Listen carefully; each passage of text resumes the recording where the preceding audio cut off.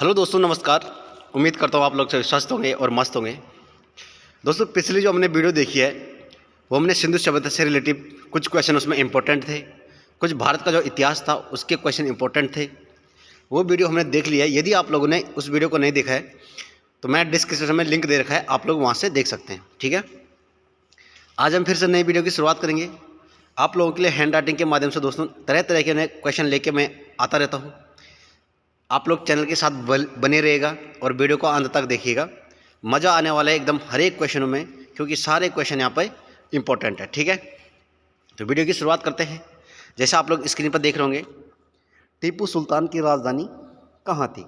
यहाँ पे शॉर्ट में लिखा है मैंने, ठीक है, टीपू सुल्तान की राजधानी लिखा है सिर्फ, लेकिन जबकि पूरा सेंटेंस क्या हो, वाक्य क्या होना, टीपू सुल्तान की राजधानी कहाँ है, इतना तो आप लोग समझ गए होंगे। ठीक है, तो हम सीधे शॉर्ट में पढ़ेंगे क्योंकि टाइम भी बहुत कम है। आपको पता है उत्तराखंड में भर्तियाँ आ रखी हैं। ठीक है, पुलिस कांस्टेबल की हो गया, वन दरोगा के भी फॉर्म स्टार्ट हो चुके हैं।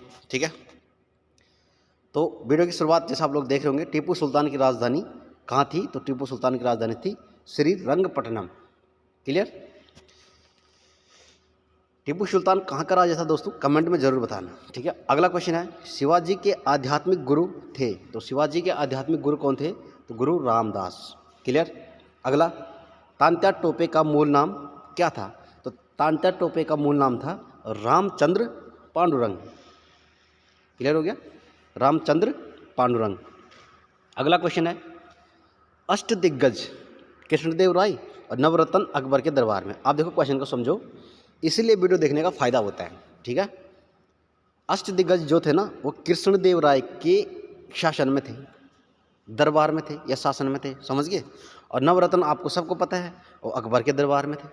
तो क्वेश्चन को ऐसे समझना है, अगर आएगा कि अष्टदिग्गज निम्न में से किसके दरबार में थे, तो वो कृष्णदेव राय के दरबार में थे। अगर आता है कि नवरत्न किसके दरबार में थे, तो अकबर के दरबार में थे। क्लियर होगी बात। अगला क्वेश्चन है, तुगलकनामा अमीर खुसरो के आदि ग्रंथ गुरु अर्जुन देव का है। ऐसा समझो, तुगलकनामा को जो लिखा है ना अमीर खुसरो ने लिखा है, और आदि ग्रंथ को किसने लिखा है, गुरु अर्जुन देव ने लिखा है। क्लियर होगी बात। अगला क्वेश्चन, गुरुमुखी लिपि का आरंभ किसने किया, तो गुरु अंगद ने किया भाई। गुरुमुखी लिपि का आरंभ जो किया तो गुरु अंगद ने किया। क्लियर। अगला क्वेश्चन, गुरु नानक का जन्म कहाँ हुआ, तो गुरु नानक का जन्म हुआ तलवंडी में। और कब हुआ, 1469 ईस्वी में। 1469 में गुरु नानक का जन्म हुआ, कहाँ, तलवंडी में। अगला क्वेश्चन, भारतीय क्रांति की माँ। इंपॉर्टेंट क्वेश्चन देखो भाई, इन क्वेश्चनों को पढ़ने में दोस्तों मज़ा आता है। एक बार आपने अगर क्वेश्चन देख लिए तो 100% है कि क्वेश्चन पूछे जाएंगे। ठीक है, उत्तराखंड पुलिस कांस्टेबल वगैरह हो गया, जैसे आपको पता है 40 नंबर का उत्तराखंड होता है, तो उत्तराखंड ज़्यादातर हमें पढ़ना है। ठीक है, लेकिन ऐसा नहीं कि हमें सिर्फ उत्तराखंड पर ही फोकस करना है, साथ साथ हमें जीके जीएस भी देखना है, समझ गए। तो भारतीय क्रांति की माँ किसको कहते हैं, तो मैडम भीकाजी कामा को कहते हैं भारतीय क्रांति की माँ। अगला क्वेश्चन, 1857 की क्रांति का तत्कालीन कारण क्या था भाई। 1857 में जब क्रांति हुई थी उसका कारण पूछा है, तो उसका कारण है चर्बी युक्त कारतूस। ठीक है, अलग अलग इसके अलग अलग मत है भाई, समझ गए बात को। अलग अलग मत है, अलग अलग जो इतिहासकार हैं उन्होंने क्या किया है, अलग अलग मत दिए हैं, लेकिन ये यहाँ पर सिंपल पूछा है 1857 की क्रांति का तत्कालीन कारण क्या है, तो चर्बी युक्त कारतूस का उपयोग था भाई। ठीक है। अगला क्वेश्चन है, जलियांवाला बाग हत्याकांड कब हुआ, तो 13 अप्रैल 1919 हुआ, लेकिन लॉर्ड चैम्सफोर्ड इससे रिलेटेड था और हंटर आयोग भी इससे रिलेटेड था। अगर आता है क्वेश्चन में निम्नलिखित में से हंटर आयोग का संबंध किससे है, तो हंटर आयोग का संबंध किससे हो जाएगा, जलियांवाला बाग हत्याकांड से। समझ गए क्वेश्चन, तो ये होता है फायदा। सर टॉमस्रो जहांगीर के दरबार में 1615 में था भाई। अब आएगा सर टॉमस्रो निम्नलिखित में से किसके दरबार में था, तो जहांगीर के दरबार में था, और कब था, 1615 की बात कर रहे हैं भाई। अगला क्वेश्चन, हर्मिट ऑफ शिमला किसको कहते हैं, तो हर्मिट ऑफ शिमला कहते हैं A.O. ह्यूम को। और ह्यूम कहाँ का था, स्कॉटलैंड वासी था भाई।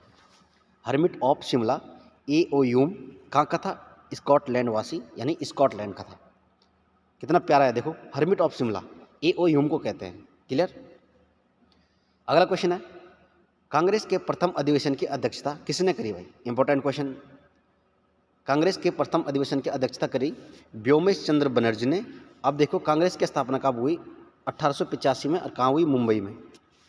समझ गए। तो ये होते हैं क्वेश्चनों को एक साथ पढ़ने का तरीका। हम सिर्फ इतना लिख देते हैं यहाँ पे कि व्योमचंद्र बनर्जी कांग्रेस की अधिवेशन की अध्यक्षता करी, लेकिन साथ साथ ये भी इसमें मेंशन हो गया कि 1885 में कांग्रेस की स्थापना हुई और कहाँ हुई, मुंबई में हुई। तो एक ही क्वेश्चन से 3 क्वेश्चन याद हो गए। समझ गए बात। वीडियो को अगर आप लोग 1-2 बार देखोगे तो सारे क्वेश्चन याद हो जाएंगे। लेकिन साथ साथ मैं दूसरी बात एक और चीज़ भी कहता हूँ कि जब भी आप लोग पढ़ाई करते हैं दोस्तों, कॉपी पेन लेके जरूर बैठें। कॉपी पेन के साथ क्या होता है कि माइंड से उतरी हुई कोई भी चीज़ हम पढ़ते हैं तो कुछ टाइम बाद वो उतर जाती है, लेकिन अगर कहीं पे आप लिखते हैं ना तो थोड़ा लंबे समय तक याद रहता है। तो इसलिए जो नोट्स मैंने बना रखे हैं, आप लोगों से भी रिक्वेस्ट है कि आप लोग चाहे रफ में बनाओ, ठीक है। पहले तो ऐसे बनाओ ताकि आपको दोबारा पढ़ने का अवसर प्रदान हो, ठीक है। आप लोग दोबारा पढ़ें, आपका रिवीजन हो। लेकिन जब भी पढ़ो, किसी की भी वीडियो देखो, लेकिन आप कॉपी पेन के साथ जरूर पढ़ेगा और उनको नोट डाउन करते जाएगा। तो पूर्ण स्वतंत्रता की मांग का प्रस्ताव, अगला क्वेश्चन है, पूर्ण स्वतंत्रता की मांग का प्रस्ताव कब रखा गया और कहाँ रखा गया? तो लाहौर अधिवेशन हुआ था 1929 में, ठीक है।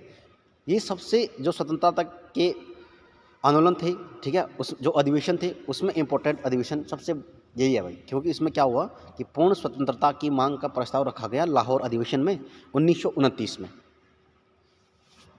और इसकी अध्यक्षता किसने करी दोस्तों? कमेंट में जरूर बताना। अगला क्वेश्चन है, होम रूल आंदोलन की प्रणेता कौन है? तो एनी बेसेंट है भाई, ठीक है। यानी होम रूल आंदोलन को किसने शुरू किया था? एनी बेसेंट ने। अगला क्वेश्चन है, काला कानून किसे कहता है? तो काला कानून है रोलेक्ट एक्ट, और रोलेक्ट एक्ट कब हुआ? 1919। अगला क्वेश्चन, गांधी जी को अर्धनंगा फकीर किसने कहा? भाई इंपॉर्टेंट क्वेश्चन है भाई। ऐसे ही क्वेश्चन पूछे जाते हैं जो ग्रुप सी वाले एग्जाम होते हैं ना, उसमें 1 नंबर के क्वेश्चन ऐसे ही पूछे जाते हैं, लेकिन हम लोग इन क्वेश्चनों पे ध्यान नहीं देते। ये बेसिक चीज़ें हैं, बेसिक चीज़ें कंप्लीट होनी चाहिए, क्योंकि बेसिक चीज़ें जब हम कंप्लीट करेंगे ना दोस्तों, तभी जाके सिलेक्शन होता है। कभी कभार ऐसा सिंपल सा आसान क्वेश्चन पूछ देता है कि जिसमें हम कन्फ्यूज हो जाते हैं, ठीक है। तो बेसिक चीज़ों को पढ़ना भी बहुत ज़रूरी है। तो गांधी जी को अर्धनंगा फकीर किसने कहा? तो विंस्टन चर्चिल ने कहा भाई, ठीक है। और राष्ट्रपिता किसने किसने कहा? तो ये सुभाष चंद्र बोस ने कहा। 2 क्वेश्चन हो गए ना याद। गांधी जी को अर्धनंगा फकीर कहा विंस्टन चर्चिल ने, और राष्ट्रपिता कहा सुभाष चंद्र बोस ने, ठीक है। अगला क्वेश्चन, साइमन कमीशन भारत कब आया? तो 1928 में आया भाई। और क्रिप्स मिशन कब आया? 1942 में। कन्फ्यूजन दूर करने वाले क्वेश्चन है ये, समझ रहे बात को। साइमन कमीशन कब आया? 28 में, और क्रिप्स मिशन 1942 में। अगला क्वेश्चन, भारत आने वाला प्रथम पुर्तगाली वास्को डी गामा था। 1498 में आया और कालीकट में आया भाई। और कालीकट कहाँ पड़ता है? केरल में पड़ता है। यह सभी याद करना है। ऐसे भी पूछ देगा, भारत आने वाला प्रथम पुर्तगाली वास्को डी गामा भारत के किस राज्य में आया सबसे पहले? ठीक है, तो कहाँ आया? कालीकट में आया। और कालीकट कौन से राज्य में पड़ता है? तो केरल में पड़ता है। कालीकट जो है ना दोस्तों, उसको कोझिकोड के नाम से भी जाना जाता है, कोझिकोड, ठीक है। अगला क्वेश्चन, खजुराहो मंदिर चंदेल शासकों ने बनाए हैं और नागर शैली में बनाए हैं। अब देखो क्वेश्चन कैसे याद होगा। खजुराहो मंदिर जो है ना, चंदेल शासकों ने बनाए, और कौन सी शैली में बनाई? साथ साथ इसमें शैली भी मेंशन हो गया, तो नागर शैली में बनाया। अगला क्वेश्चन, भारत भारतीयों के लिए नारा किसने दिया? तो आर्य समाज ने दिया भाई। भारत भारतीयों के लिए नारा जो दिया है वो दिया है आर्य समाज ने। अगला क्वेश्चन, गेटवे ऑफ इंडिया का निर्माण, गेटवे ऑफ इंडिया कहाँ है? तो मुंबई में। निर्माण कब हुआ? 1911 में। इंडिया गेट का निर्माण कब हुआ? 1921 में, ठीक है। ठीक 10 साल ऐसे याद करना है कि 1911 में गेटवे ऑफ इंडिया मुंबई में बना, उसके ठीक 10 साल बाद हम दिल्ली में पहुंचे और दिल्ली में इंडिया गेट की स्थापना हुई। अगला क्वेश्चन, गोलकुंडा स्थित है हैदराबाद में, और हम्पी जो है ना बेलारी कर्नाटक में स्थित है। गोलकुंडा स्थित है हैदराबाद में और हम्पी बेलारी कर्नाटक में स्थित है भाई। अगला क्वेश्चन है,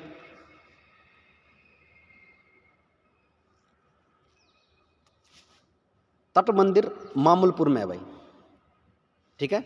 और ब्लैक पगोड़ा कोणार्क सूर्य मंदिर, ठीक है। ब्लैक पगोड़ा क्या है? कोणार्क सूर्य मंदिर है। तट मंदिर मामूलपुर है, और ब्लैक पगोड़ा जो है कोणार्क सूर्य मंदिर को ब्लैक पगोड़ा के नाम से जाना जाता है। अगला क्वेश्चन, लखनऊ से पहले अवध की राजधानी कहाँ थी? तो फैजाबाद। अवध क्या था दोस्तों? महाजनपद था, ठीक है। तो लखनऊ से पहले अवध की राजधानी फैजाबाद थी। अगला क्वेश्चन, BHU शॉर्ट फॉर्म है भाई। BHU की स्थापना पंडित मदन मोहन मालवीय ने करी। तो कब करी?